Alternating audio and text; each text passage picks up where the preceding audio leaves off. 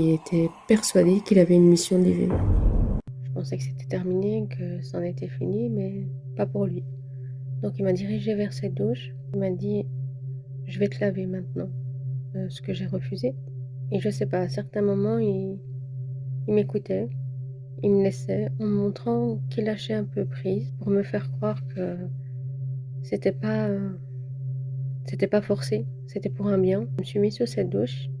Il a sorti de l'encre bleue qu'il a mis sur mes cheveux. Je lui ai demandé ce que c'était. Il me répondait pas, il faisait ce qu'il avait à faire. J'ouvre l'eau chaude pour me laver et il refuse. Il me dit que ce sera de l'eau froide. Donc j'ouvre l'eau froide.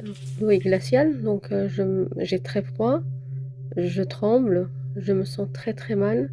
Il m'observe d'un air très étrange, son regard était très, très différent. Donc c'est comme s'il me voyait pour la première fois. Il voit que j'essaie d'éviter et il me tient.